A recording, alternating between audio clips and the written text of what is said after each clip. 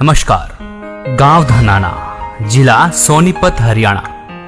वो शुभ दिन 8 सितंबर 1951 को इस पृथ्वी पर जगत के तारणहार, जगत गुरु तत्वदर्शी संत रामपाल जी महाराज का गांव धनाना के इस पावन धरती पर अवतरण हुआ। दोस्तों, हम इस गांव धनाना की पावन धरती को पवित्र इसलिए कह रहे हैं कि गरीबदास जी महाराज जी ने अपनी अमृतमय वाणी में कहा है कि धन नगरी, धन भूमि, धन धन करणी, धन देश, धन करणी, धन कुल, धन जहां साधु परवेश। इस दास ने 17 फरवरी 1988 में परमात्मा की शरण मिली थी और उस दिन के बाद 6 वर्ष 1994 तक दास ने जेई की पद पर सर्विस की। काम करते, अपनी ड्यूटी करते करते भी हम भक्ति करते हैं। हमारा रूल यही है, काम भी करो, भगवान ना भूलो, बुराई छोड़ दो। लेकिन 1994 में परमात्मा ने आदेश दे दिए गुरु महाराज ने कि तू इस काम ने संभाल। अब गुरु की आज्ञा का अवहेलन करना भगत का काम नहीं होता। जो गुरु वचन पर डट गए कट गए फंद 84 के। भाई, जो गुरु वचन पर डट गए कट गए फंद 84 के। और उन्होंने अचानक मुझे बुलाकर पास बैठा लिया, कहने लगे आज से तू नाम दिया करेगा और जितने भी वर्तमान संगत थी सबको कह दिया और सबको बता देना कि जो इसको गुरु नहीं मानेगा वो मेरा कुछ नहीं होगा। मेरे पसीने आ गए कि मैं तो 2 कौड़ी का जीव, एक मजदूर आदमी, और परमात्मा ये इतना बड़ी जो है ना, इतना बड़ा जिम्मेवारी का काम। और उनके पुराने पुराने भक्त निरे थे, लाल कपड़े पहन कर बाबा जी भी बन रहे थे, उनके साथ रहा करते। उनको सबको निकाल दिया था उनकी त्रुटियां देख जाकर। हमने नहीं पता था कि हो रहा है, क्या इनका मालिक का उद्देश्य है। जब वो 104-5 साल की उम्र थी उस महापुरुष की, हमारे पूज्य गुरुदेव की, और कहा मैं तेरे साथ रहूंगा। और तीसरा शब्द एक दिन कहा था कि रामपाल तेरे सब बराबर संसार में संत नहीं होगा, पूरे विश्व में तेरे बराबर संत नहीं होगा। अब इस दास का और संत का के मेल था। हम तो भगत थे, दास थे, भगवान की भक्ति करते थे, अपनी नौकरी भी करते थे, बच्चे भी पालते थे। अब कहते हैं साध वचन पलटे नहीं, चाहे पलट जावा ब्रह्मंड, उनका वचन नहीं पलट सकता। उन्हें जो कह दिया सो कह दिया। तो वही ये फल गया। नहीं, हमारी तो घर के ना सुने थे। शुरू में अकेला नाम ले रहा था, बालक भी, तो बालक छोटे थे, वो तो घर जैसे कहूँ था मान जाते, उनकी माँ नहीं माने, फिर मेरे माता पिता नहीं माने। अगले भाई पुरानी लाग कुकर छोड़ना, बड़े साके में पा आया। फिर परमात्मा से अर्ज करी, धीरे धीरे वो समझन लागे। ना सुनते तो भी बोले जानता बावड़े की तरह। तो धीरे क्यों कान न कैसे बंद करेंगे वहां बैठे हुए। तो ये ऐसा निर्मल ज्ञान है, एक बार अंदर का सुबह कैसी सिरंजा जानते काम करेगी दवाई। तो धीरे धीरे कान के माध्यम से ये दवाई भेजी जाती है। और आज देख लो, रंग ला दिया परमात्मा ने। उस परम पिता पूज्य गुरुदेव जी की शब्द शक्ति से सब काम चल रहा है और कबीर परमेश्वर हमारे सिर पर रहते। तो परमात्मा उस दिन के बाद सन 1995 में इतने 21 साल के बाद इतने पाठ, हम घर घर पाठ किया करते थे, 3 दिन पाठ करते थे। और 1 दिन पहले जाना पड़ता था। ये दास स्वयं सेवा करता था, घर घर जाके उनके सब जहाँ हमने पाठ करने का स्थान देखना होता था उसकी सफाई करते थे। कईयों का देख कर कमरा होता बड़ा सा, उसी में पाठ भी करना, उसी में खाना भी बनाना, उसी में खाना भी उसी में, सोना भी उसी में। तो उस ढंग से अपनी सेटिंग कर लेते, हम इतनी जगह हम पाठ कर लेंगे। तो मेरा जाना अति आवश्यक था उस समय, क्योंकि ये स्टार्ट था भक्ति का और स्टार्ट था इस 500 यज्ञ करने का। किसी को नहीं मालूम था, बच्चे थे, सहयोग देने लगे। और धीरे धीरे फिर वो क्या हुआ कि इतने पाठ हो गए कि मुझे नौकरी, पहले तो क्या करता था, शुक्रवार को पाठ प्रारंभ किया। शुक्र ड्यूटी करके सामने चले जाते बृहस्पतिवार को, शुक्रवार को रात में तैयारी करते, शुक्रवार को शनिवार को अब पाठ प्रारंभ करके अपनी नौकरी पर चला जाता, फिर शाम ना आ लेता। शनिवार इतवार की छुट्टी हो जाती, काम चल रहा था। वो हफ्ते में हुए, फिर होने लगे डेली अब अफसर भी दुखी और मैं भी दुखी। तो फिर उस दिन रिजाइन कर दिया परमात्मा के नाम पर। 18 साल की नौकरी होगी थी मेरी। हालांकि कुछ और भी हमारे साथी कह रहे थे भाई अभी 2 साल और डट जाओ, आपकी पेंशन बन जाएगी। वाह भैया, पेंशन तो करा कितनी बार होगी। जो पेंशन ई बनेगी ना, या कद्दे नहीं बनी थी, या असंख्य जन्मों की पेंशन बन जाएगी। तो वो तो इस बात को नहीं समझे थे, उन्हें तो मुझे मूर्ख ही समझा।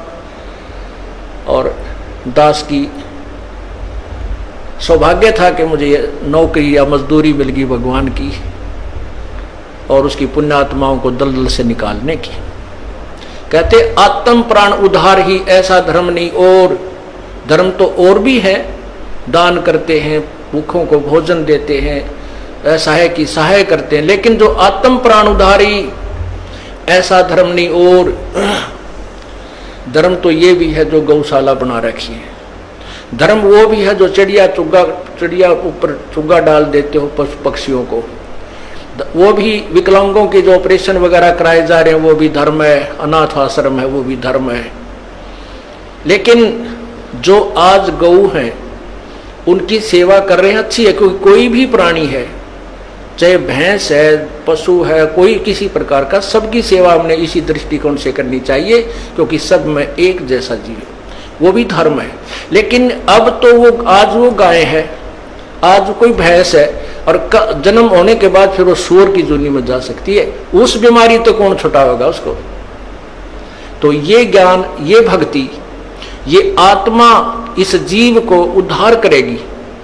वो फिर 84 लाख योनियों में नहीं जाएगा, या तो मनुष्य शरीर होगा, नहीं सतलोक चला जाएगा। तो कहते हैं आत्म प्राण उद्धारी ऐसा धर्म नहीं और। तो इस दास को ये आत्म प्राण यानी जीव आत्मा के उद्धार की मजदूरी मिल गई, और हरस शुक्र मनाता हूं प्रभु, आपने कैसे दया करी इस 2 कौड़ी के जीव पर। और ऐसे निर्मल भगवान की महिमा, ओए होए होए, जिसके नाम लेते हैं रूंग रूंग खड़े हो जाते हैं। उसके बाद परमात्मा की ऐसी महिमा हुई, अब मुझे इतनी खुशी होती है। कैसा निर्मल समाज तैयार हो रहा है। बीड़ी, शराब, मांस, तम्बाकू, उसको देखकर भी राजी नहीं है। अब ये पुण्यात्मा दोनों हाथों दान करते हैं, और हम पहले लूटन पर लगे रहा करते थे, पाप बढ़ाते थे। ये माया साथ नहीं जानी थी कि इतना नरक इकट्ठा कर रहे थे। और परमात्मा क्या कहते हैं, सतगुरु के सिजदा करूं कर्म छुटाए कोटि, और जो ऐसे सतगुरु की निंदा करे फिर जम तोड़ेंगे होठ। अब जो लोग बिना देखे सोचे समझे और भक्तों की, संतों की बुराई करते हैं, अब क्या बताते हैं कि सतगुरु के सिजदा करो जिसने कर्म छुटाए कोट, करोड़ों पाप कर्मों से हटाकर और पुण्य कर्मों पर लगा दिया। कितने पाप कर्म बचा दिए हमारे। और जैसे ऐसे सतगुरु की जो निंदा करते हैं, कहते हैं उनके जम तोड़ेंगे होठ, यम के दूत उनके ऐसे लठ मारेंगे, चाहे कितने लागो, मुंह पे, होठा पे। होठ इसलिए कहा कि इस पर ज्यादा दर्द होया करे, सोई भी बड्डी आया करे। तो कहते हैं वो जम तोड़ेंगे होठ जो बकवाद किया करते थे, संतों की निंदा करते थे।